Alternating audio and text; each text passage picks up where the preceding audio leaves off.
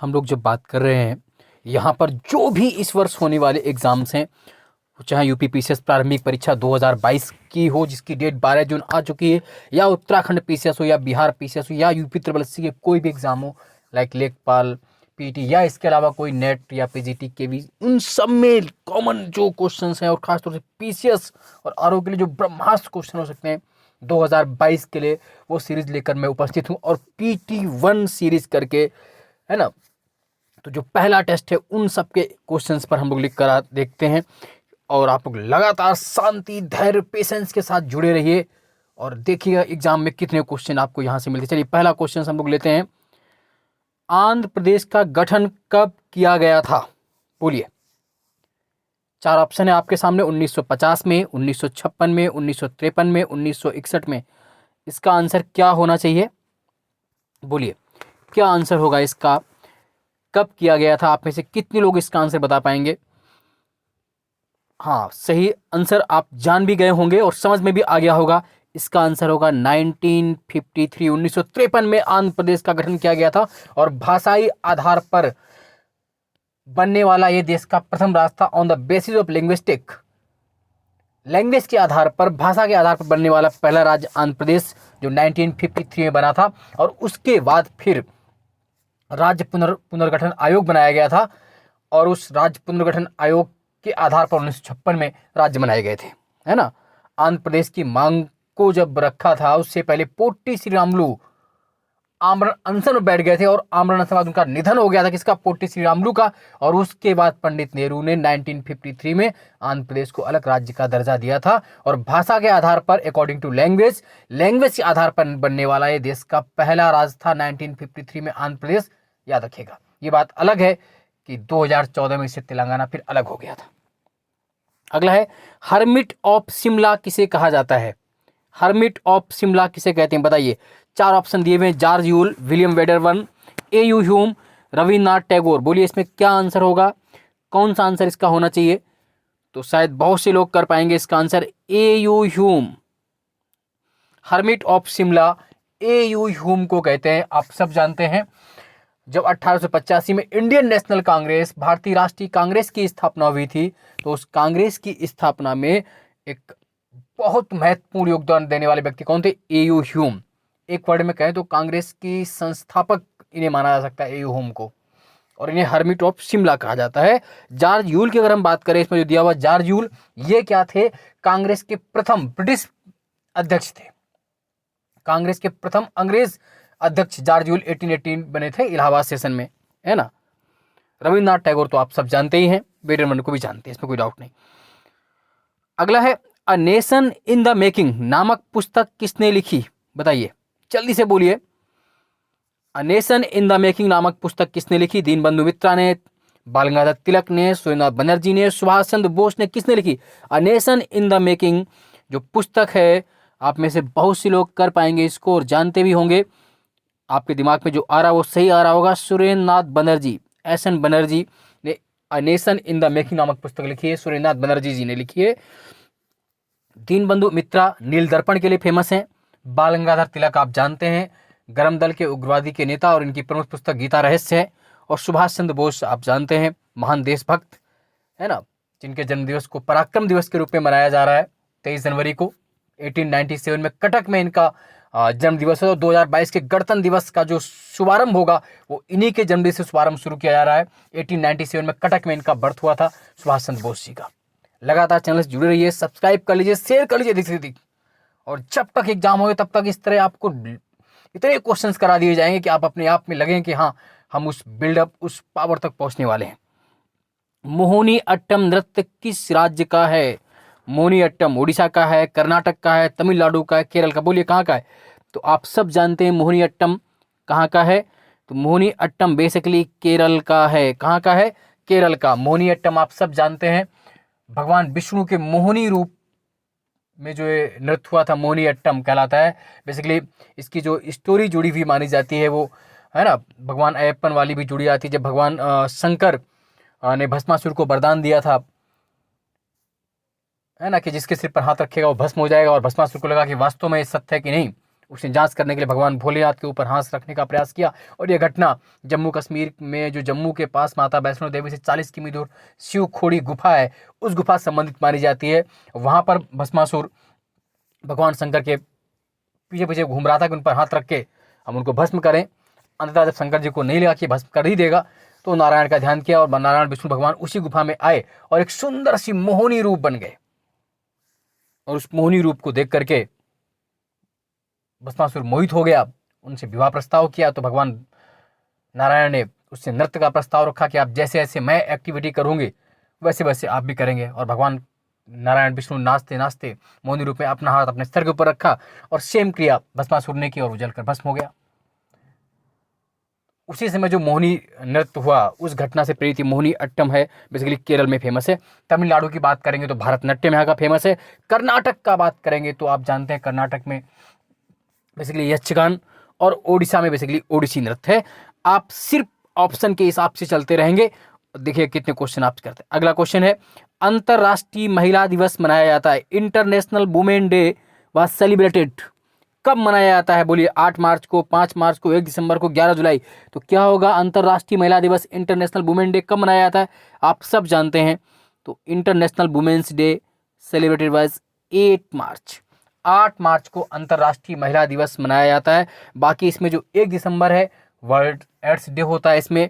11 जुलाई को world population day, 11 जुलाई को विश्व जनसंख्या दिवस के रूप में मनाया जाता है। संविधान सभा को किसने मूर्त रूप प्रदान किया? महात्मा गांधी जी ने, एम एन राय ने, बी एन राव ने, जवाहरलाल नेहरू ने। तो पहले इसका आंसर हम लोग देखते हैं, तो इसका आंसर तो होगा जवाहरलाल नेहरू जी।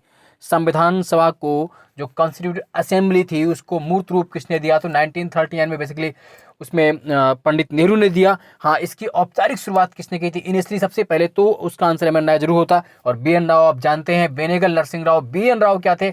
संविधान सभा के संवैधानिक सलाहकार, कॉन्स्टिट्यूशनल एडवाइजर। कौन है, बार बार पूछते हैं आपसे, संविधान सभा का संवैधानिक सलाहकार कौन था, कॉन्स्टिट्यूशनल एडवाइजर कौन था? तो उसका आंसर क्या होगा? B N Rao, Benegal Narasimha Rao. और संविधान सभा किसके आधार पर बनाई गई? तो on the basis of cabinet mission plan 1946। Cabinet mission plan 1946 के आधार पर संविधान सभा का गठन किया गया था। और संविधान सभा की पहली बैठक 9 दिसंबर 1946, 9 दिसंबर 1946 को हुई। और इस दिन संविधान सभा के अस्थायी अस्थायी अध्यक्ष डॉक्टर सच्चिदानंद सिन्हा को बनाया गया था।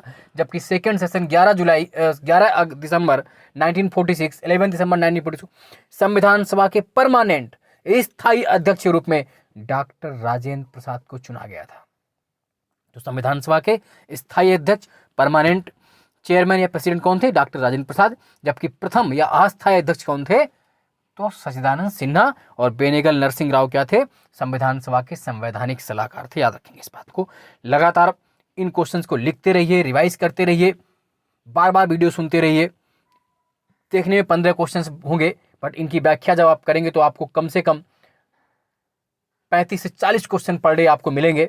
जो हफ्ते में हम 2 या 3 दिन जिसे सीरीज करेंगे उस हिसाब से आपको मिलते रहेंगे और आप आगे बढ़ते रहेंगे। लगातार सब्सक्राइब शेयर करना ना भूले। आगे बढ़ते हैं, चलिए। क्वेश्चन नंबर 7 है, मैकमोहन रेखा किन देशों के मध्य? आप सब जानते हैं मैकमोहन लाइन की बात की जा रही। तो मैकमोहन लाइन की अगर हम बात करेंगे तो ये चाइना और इंडिया के मध्य है, चीन और भारत के बीच है। मैकमोहन रेखा चीन और भारत के बीच स्थित है। अब अन्य जो ऑप्शन है इसमें भारत और पाकिस्तान, इनके बीच कौन सी रेखा है? आप सब जानते हैं रेड क्लिफ भारत और पाकिस्तान के बीच है। और भारत और अफगानिस्तान के बीच पहले डूरंड रेखा थी, हालांकि वर्तमान में वो पाकिस्तान और अफगानिस्तान के बीच कौन सी है? डूरंड रेखा है। मैकमोहन भारत और चीन के बीच है। हालांकि चीन लगातार अपनी नापाक हरकतों से इस सीमा रेखा का उल्लंघन करता रहता है। चाहे वो गलवान घाटी की बात करें, चाहे लद्दाख की बात करें, चाहे वो अरुणाचल की बात करें, चाहे वो उत्तराखंड के चमोली उत्तरकाशी डिस्ट्रिक्ट की बात करें, कहीं पर भी हो। चंद्रशेखर आजाद कब शहीद हुए थे? 1907 में हुए थे, 27 में हुए थे, 31 में हुए थे, 30 में? बोलिए। बहुत अच्छा क्वेश्चन है, बहुत सरल क्वेश्चन है, आपको आना चाहिए। तो चंद्रशेखर आजाद 1931, क्या होगा? 1931, 27 फरवरी 1931, 27 फरवरी 1931, 27 फरवरी 1931 को चंद्रशेखर आजाद इलाहाबाद तत्कालीन इलाहाबाद वर्तमान प्रयागराज के अल्फ्रेड पार्क में बैठे हुए थे, जहां पर चारों ओर से घेर के अंग्रेजों ने गोलीबारी की और लास्ट में उस महान देशभक्त ने अपनी पिस्तौल अपने कनपटी मारकर स्वयं देश के लिए शहीद हो गए। आज उस पार्क को शहीद चंद्रशेखर आजाद पार्क के नाम से जानते हैं। तो कौन सी डेट? 27 फरवरी 1931। कहाँ पर? प्रयागराज अल्फ्रेड पार्क, जिसे आज शहीद चंद्रशेखर आजाद पार्क के नाम से जानते हैं। इनका जन्म भाभरा झाबुआ एमपी में हुआ था, है ना। इनके पूर्वज जो थे उन्नाव के बेसिकली बदरखा गांव के रहने वाले थे। सर्वप्रथम इंडिया शब्द का प्रयोग किस भाषा में किया गया? सर्वप्रथम भारत के लिए इंडिया शब्द का प्रयोग किस भाषा में किया गया था? उर्दू में, ग्रीक में, फारसी में, अरबी में? बोलिए, इंडिया वर्ड किससे बना है? सबसे पहले किसने प्रयोग किया? तो इंडिया वर्ड सबसे पहले ग्रीक। किसने प्रयोग किया? ग्रीक ने, पर्शियन ने नहीं, ग्रीक। याद रखेंगे, आ सकता है, अच्छा क्वेश्चन है, ग्रीक। चलिए अगला, भारतीय मानक समय आधारित है जो इंडियन स्टैंडर्ड टाइम है, प्राइम मेरिडियन है जो भारत के लिए, वो किस पर है? 82.5 पूर्वी देशांतर इसका सही आंसर होगा, बाकी कोई नहीं। तो 80 ये है 82.5 है ना, 82.30 ईस्टर्न लॉन्गिट्यूड, 82.5 पूर्व देशांतर भारत का प्रधान माध्यान्ह समय रेखा है, जो कि इलाहाबाद और मिर्जापुर के बीच नैनी से होकर गुजरता है। मिर्जापुर है ना से होकर गुजरता है। ये भारत की माध्यान्ह समय रेखा है और इसी से भारत का टाइम नापा जाता है। और जीएमटी से भारत का समय +5:30, 5.5 घंटे आगे है जीएमटी से। जीएमटी लंदन में जो ड्यूटी लाइन को कहते हैं, उससे भारत का समय 5:30 आवर आगे है, प्लस है, याद रखेंगे इस बात को। सब्सक्राइब करना ना भूलें, जो हमारा यूट्यूब चैनल है अनुपम सर के नाम से, वहां से आप लगातार जुड़े रहेंगे। सर्वाधिक टूरिस्ट जाते हैं या घूमने जाते हैं किस देश में? करंट का क्वेश्चन है। सर्वाधिक टूरिस्ट कहाँ जाते हैं? फ्रांस में जाते हैं, स्पेन में, अमेरिका में, चीन में? बोलिए कहाँ जाते हैं? तो सर्वाधिक टूरिस्ट अगर कहीं जाते हैं तो फ्रांस में जाते हैं। कहाँ पर जाते हैं? फ्रांस में। सबसे ज़्यादा जो टूरिस्ट घूमने जाते हैं दुनिया में कहीं भी, तो फ्रांस पे जाते हैं। अगर क्रम से हम टॉप 4 कंट्रीज की बात करें कि सर्वाधिक टूरिस्ट कहाँ जाते हैं, क्रम से फर्स्ट, सेकंड, थर्ड, फोर्थ, तो यही क्रम होगा। पहला फ्रांस, दूसरा स्पेन, तीसरा अमेरिका, चौथा चाइना। ये टॉप जो ऑप्शन में 1, 2, 3, 4 है, यही क्रम है। 2000 मतलब इससे पहले भी थे 19 में, और 2020-21 के जो आंकड़े हैं, रिसेंटली डाटा जो अभी का डाटा है, इस वर्ष पूरा काम करेगा, उसमें 4 जो सर्वाधिक टूरिस्ट जो घूमने जाते हैं फॉरेनर्स किसी भी देश में, तो नंबर 1 पे France, number 2 Spain, number 3 America, number 4 China. लगे रहिए धैर्य के साथ, अपने पेशेंस को बनाए रखिए और एक ना एक दिन आपके द्वारा जो ये पौधा धीरे धीरे संचित हो रहा है, एक ना एक दिन आपको फल देगा। और आप नहीं जानते हैं कौन सी बॉल, कौन सी बाउंड्री, कौन सा क्वेश्चंस आपको पार करा देगी, कौन सी बॉल छक्का लगा देगी, कौन सा गोल, कौन सी चोट पत्थर पर की गई वो दशरथ मांझी की चोट साबित होगी, और कौन सा शतक सचिन का 100वां शतक साबित होगा, और कौन सी आवाज अमिताभ बच्चन की तरह होगी, और कौन सी नॉक आपको एसडीएम बना देगी, आप भी नहीं जानते। चलिए, गोरख पहाड़ पर चट्टानों को काटकर 24 तीर्थकरों की प्रतिमाएं बनाई गई हैं किस जिले में? ये सब क्वेश्चंस मैं अपने YouTube पर जो आपको लिख के देता हूं, उस पर देखिए कितने लोग गलत देखते हैं। ये क्वेश्चन भी जो दिया था मैंने गोरख पहाड़ वाला, और इतने लोगों ने, मतलब मात्र इसमें 10% लोगों ने, 10 से 12% लोगों ने सही किया, बाकी सबका गलत था। कितने आश्चर्य की बात है, यूपी का क्वेश्चन होने के बावजूद भी। तो ऐसे क्वेश्चंस गलत नहीं करना है, आप देख लीजिए जाकर, विश्वास ना हो, वहां पर पड़ा हुआ है। 12% लोगों का ही सही आंसर था ये। तो जो गोरख पहाड़ पर चट्टानों को काटकर 24 तीर्थकरों की प्रतिमाएं बनाई गई, वो कहां पर है? महोबा में है। कहां पर है? महोबा में। किसमें करना है आपको? महोबा डिस्ट्रिक्ट में है। एक साथ 24 जैन तीर्थकरों की प्रतिमाएं हैं महोबा में। गोरख पहाड़ उसका नाम ही रखा गया। और आप ये जानते हैं जैन धर्म में 24 तीर्थकर हुए थे। इसके प्रथम तीर्थकर ऋषभदेव थे, जिनको जैन धर्म का संस्थापक मानते, बट इसके जो 24वें तीर्थकर थे Mahavir Swami was the real founder of Jainism, है ना। तो आप याद रखेंगे इस बात को भी, ठीक है। बाकी कौशाम्बी में है नहीं। कौशाम्बी जैन और बौद्ध दोनों धर्मों का तीर्थ स्थल है। कौशाम्बी प्रयागराज के पास पड़ता है। महुआ में 24 जैन तीर्थकरों की प्रतिमा है, प्रसिद्ध आलाउदन से संबंधित है महुआ, है ना। श्रावस्ती में बुद्ध ने सर्वाधिक उपदेश दिए थे, और यूपी का सबसे कम जो साक्षर डिस्ट्रिक्ट आज के लिए इसमें श्रावस्ती है। और देवगढ़ पड़ता ललितपुर यूपी में, जहां पर प्रसिद्ध दशावतार टेम्पल है। दशावतार मंदिर कहां पर है? देवगढ़ में है, याद रखेंगे। देवगढ़ झांसी के पास ललितपुर में पड़ता है। यहाँ पर गुप्तकालीन दशावतार टेम्पल है, याद रखेंगे इस बात को। ज्ञानपीठ पुरस्कार दिए जा रहे हैं, कब से दिए जा रहे हैं? इतनी बार रटाया है आपको क्वेश्चन, मैंने आना चाहिए। कब से दिए जा रहे हैं? तो ज्ञानपीठ पुरस्कार आप सब जानते हैं 1965 से 1965 1965 से दिए जा रहे हैं।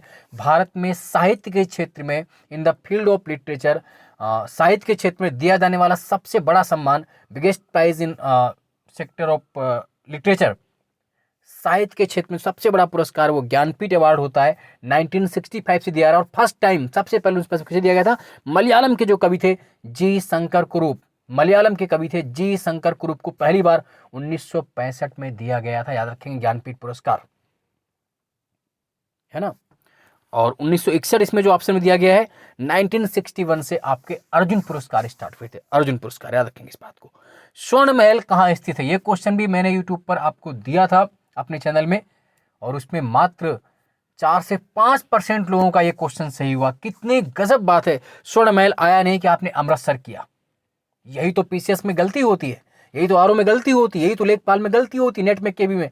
क्या आपने देखा स्वर्ण महल, ऑप्शन अमृतसर दिया, फतेहपुर सीकरी, आगरा, दिल्ली, आप टूट पड़े अमृतसर, और आपने यही किया है। आप विश्वास ना हो तो वहां पर देखिए, मैं आपको दिखाऊंगा वहां की कभी कभी आपको स्क्रीनशॉट लेकर के।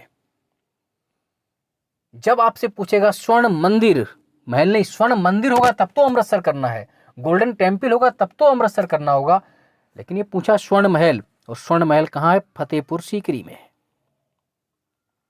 स्वर्ण महल कहाँ है? फतेहपुर सीकरी में।